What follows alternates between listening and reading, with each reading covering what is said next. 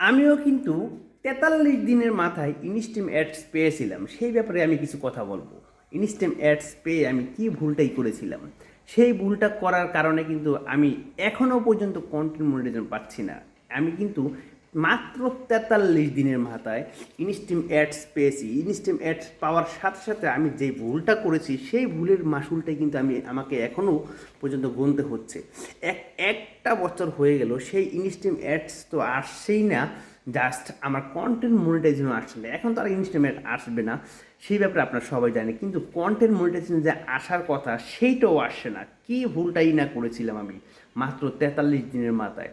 যখন আমার ইনস্টিম অ্যাডস চলে আসলো, আমি সেট আপ করতে গিয়েছিলাম। সেট আপ করতে গিয়ে জাস্ট আমার ইনস্টিম অ্যাডসটা রিভিউতে নিয়ে গেছে। রিভিউতে নেওয়ার কারণে আমি ভাবলাম যে রিভিউতে নিয়েছে যখন যখন আমার হয়তো কিছুদিন যাবে তারপরে দিয়ে দিবে, কিন্তু সেই ইনস্টিম অ্যাডস কিন্তু রিভিউতে রাখতে রাখতে রাখতে রাখতে 3 মাস পরে সেই ইনস্টিম অ্যাডস আবারও লক করে দেয় ফেসবুক কোম্পানি।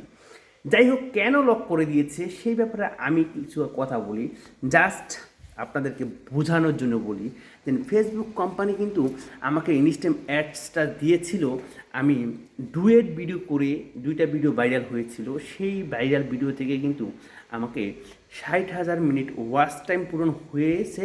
সেই কারণে আমাকে ফেসবুক কোম্পানি ইনস্টাম অ্যাডসটা দিয়ে দিয়েছিল। কিন্তু ইনস্টিম অ্যাডস সেট আপ করার পরে যখন রিভিউতে নিয়ে যায় তখন আমি সেই ভিডিওগুলো ডিলিট করে ফেলি, যে এখন আর আমার এই ভিডিওগুলোর দরকার নেই। জাস্ট ভুলটা আমি ওখানেই করেছিলাম, যে আমার ডুয়েট ভিডিওতে কোনো সমস্যা ছিল না। জাস্ট আমি চিন্তা করলাম যে এই ভিডিওগুলো আমার রাখার আর কোনো দরকার নেই। এখন আমি যখন সেট আপ পেয়ে গেছি, এখন আমি নিজে নিজে ভিডিও করব, নিজে নিজেই ভিডিও আপলোড দিব, সেই একবার অরিজিনাল ভিডিও আপলোড দিব। কিন্তু ভুলটা আমার ওখানেই হয়েছে যে আমি সেই ভিডিওগুলো ডিলিট করে দিয়েছি।